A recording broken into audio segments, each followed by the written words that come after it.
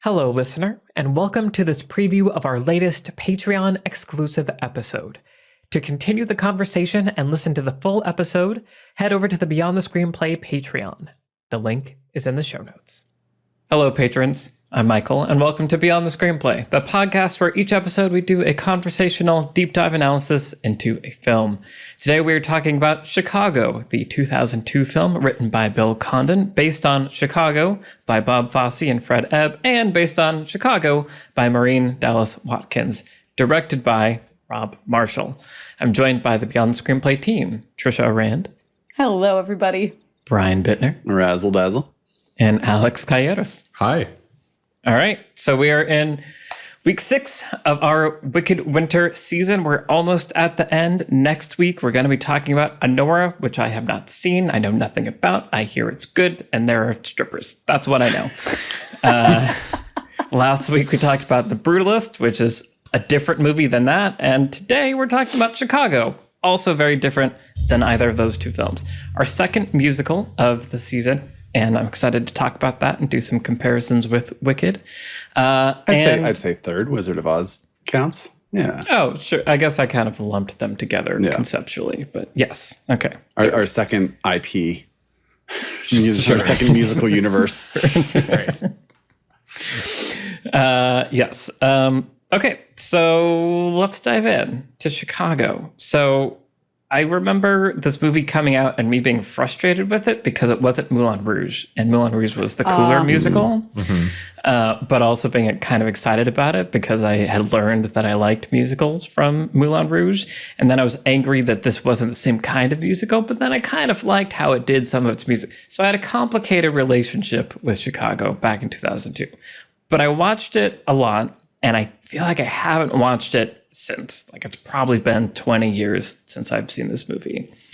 And it was really interesting to revisit because I had kind of forgotten that it's basically like wall-to-wall musical. Like, there's very few moments that aren't part of the song. And it was kind of like off-putting to me this time. There were parts where I was like, this really works. This is really... I'm loving how this is putting me into Roxy's perspective and thinking about things. And then there are other times where I was like, but I feel like I want more like story to happen. And some of the musical beats felt like they're kind of repeating some of them kind of in the first half of like Roxy still wants to be a star and she's still thinking about being a star. But it was also just so much fun, and so much of like so many of these sequences are just really well directed, and it's a cool approach that they're doing, right? Where it's like we're seeing the real world, but we're also sort of seeing her imagination of everybody's a performer, everybody's on stage like that, using that as license to do a cool stage performance, but with editing and lighting and all the things that, you know, the cinematic language does. So it was fun to rewatch.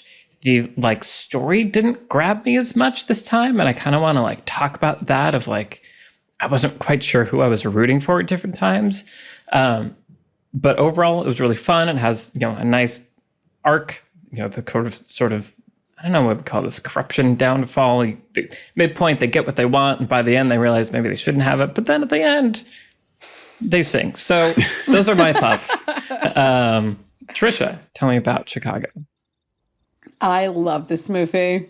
My 2002 high school self is so happy right now that we're talking about Chicago. I'm glad that you mentioned Moulin Rouge because I really think we have Moulin Rouge to thank for this movie.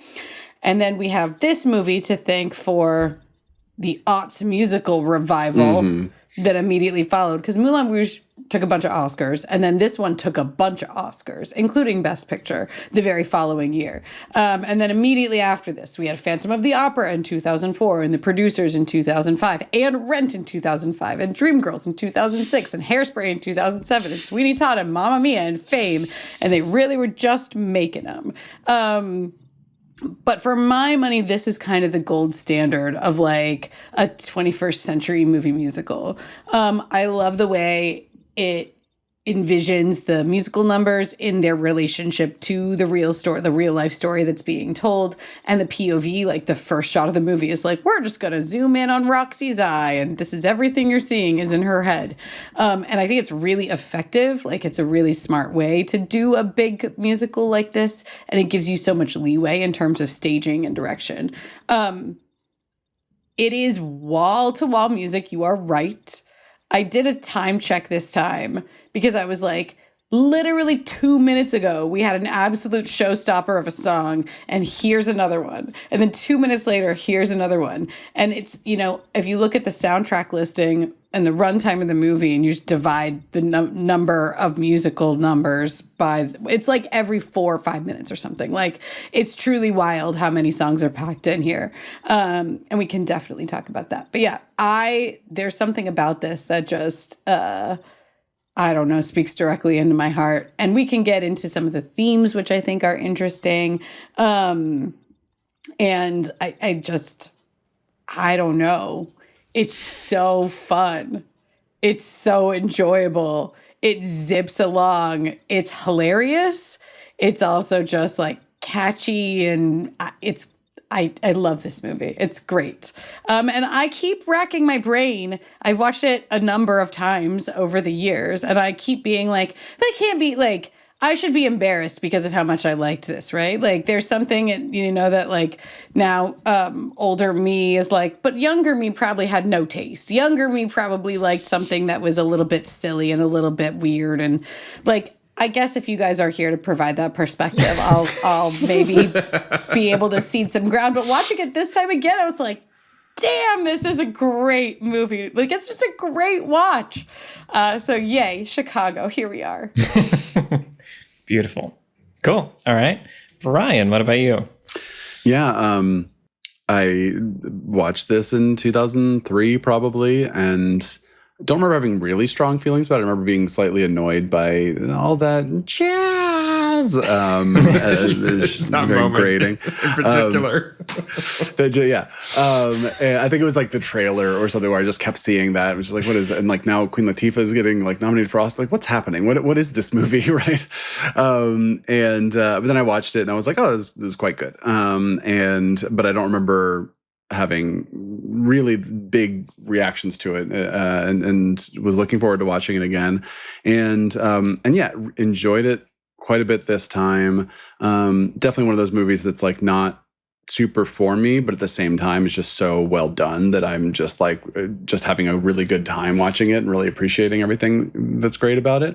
And I certainly didn't remember that all of the musical numbers are essentially non-diegetic, you know, that they are just sort of, as you were saying, Trisha, they just sort of live in this space. They sort of, it's very smartly done, where it's like the opening number is diegetic with Velma in the club, and then we're seeing into Roxy's head like right away. And then when we get to like Cell Block Tango, we are seeing the editing of Roxy overhearing a story and then essentially imagining Cell Block Tango as kind of a result of what she heard.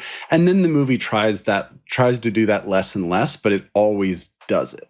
I think the first time I questioned it was when Velma is sort of auditioning for Roxy. You know, I forget what the name of the song is, but Can't Do It Alone. Yeah. And they wait till like the very end to have to like cut to, okay, she is just like talking to her in the room. She didn't just like suddenly start dancing and the lights turned on and everything. But the movie does that less. It like sort of explains the songs less as it goes, but I think it earns the right to, because it's like we've established that's what the format is, so we don't have to do it as much.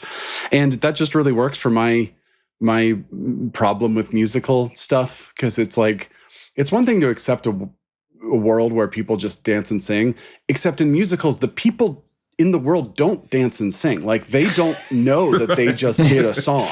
Like, do you know what I mean? It's not like they're like, man, that was a good dance we just did. Like, you had some good moves. It's like they just start dancing and singing and then no one mentions it, right? And I appreciate here that the movie just sort of, the 20s style allows for, kind of as I said about the Ariana Grande character in Wicked, where it just sort of like that character allows the whole thing to feel a little over the top and stuff, because you're like, this exists in this plane of existence. The 1920s style allows for things to feel really big, and then pulling the musical numbers out of the actual somewhat more gritty story itself allows them to be kind of whatever you want them to be in the moment. You know, you get the mannequin number and all that stuff, which is like the perfect example of something that is like so brilliantly done, and I kind of hate it because it's just not for me at all. But at the same time, I'm like, oh, it's super thematic. Like there's a plot thing happening. It's really well done. Like their performances are great, but also just I don't necessarily want to watch this, but I also really appreciate it. That's a weird like me musical thing. So yeah, looking forward to talking about it. But I appreciate that it got the recognition that it got, and was like the first movie in I think 4 years to musical to win Best Picture. And yeah, it was the first since '68 when Oliver won Best Picture. Right. And if you look back at the late 50s and all of the 60s, like there was a musical nominee for Best Picture every year, usually 2, and I think like 4 out of the 10 years a musical won. So it was just like that was a thing back then, and then it wasn't for a real long time. And then, as you said, Trisha, like this sort of brought them back. It died off pretty quickly, but well, some of them were Phantom of the Opera, right? And then Sweeney Todd, and but it was very, very interesting, and it's cool to be in a year where a movie like Wicked exists and is as good as it is, and as well received as it is, to bring our season full circle. It's fun that Oliver won Best Picture over 2001: A Space Odyssey. No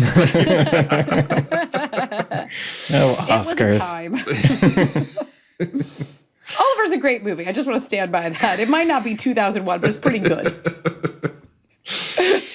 And quick terminology reminder: we say diegetic a lot, and we're going to probably say it a lot in this episode, but yeah, diegetic referring to something that occurs within the context and the world of the story. So in the story, Roxy's in jail. Anything that's happening in that world is diegetic, but then we go into her imagination where all these musical numbers are happening, and that's non-diegetic. And as far as this movie goes, Alex, what about you? Yeah, I was thinking about my feelings about this movie when it first came out, and I'm pretty sure I both loved it and resented it. Resented it because it was the competitor to The Two Towers at the Oscars that year. It really was. And it was like, okay, you're going to give all the Oscars to Chicago when there was the movie that had Gollum and Helm's Deep and the Rohirrim and all these amazing things. And I was like, my Lord of the Rings fandom was like peaking at that moment. And so it was the enemy at the Oscars that year for me. And I was a little bit resentful of it. However, I saw it like a few times. I listened to the soundtrack a lot. So it got its hooks in me, and I like something there I was enjoying. And yet I was identifying with kind of everything everybody was saying, because Brian, there is an aesthetic to like the vaudeville thing, like the vaudeville style, the vaudeville aesthetic, the vaudeville even way of singing that isn't like to my taste. And so even though the songs were catchy and the way that Rob Marshall directed a lot of the sequences was really cool and really well done, there's just a little bit of just like, but yeah, I don't like, do I like this? Like, it's kind of annoying sometimes. Like when Catherine Zeta-Jones is doing her like desperate, trying to pitch Roxy on the act, like I'm just kind of like irritated at her. Like, you're just this desperate drama kid right now, and I don't want to watch you do this for the next like few minutes.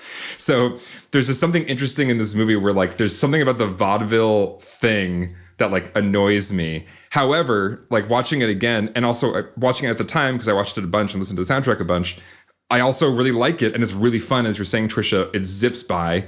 It's never a dull moment. It's the editing, the pacing, just everything. It flows. It's really funny, as you were saying.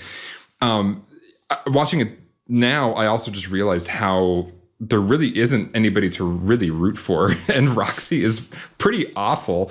And you're talking about character arc. It's like it's almost a flat arc, to me. Like I don't even know. I mean, she kind of gets what she wants, but I don't see her like morality really like evolving or changing that much. I think maybe there is a little bit of a, you know, she gets high on the success and she does change. That's true. But as far as her, like her essence, her true self, I don't know. It seems very flat to me, the whole movie, which is fine because it's also a satire. So anyway, lots to talk about. I probably didn't make sense, and I was kind of saying things that don't actually that contradict each other. But that's my relationship with this movie. I both was really angry at it, and also listened to the soundtrack a bunch and watched it a bunch.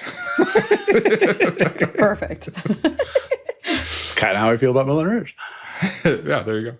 Hope you enjoyed this preview clip. To continue the conversation and listen to the entire episode, head over to the Beyond the Screenplay Patreon. The link is in the show notes.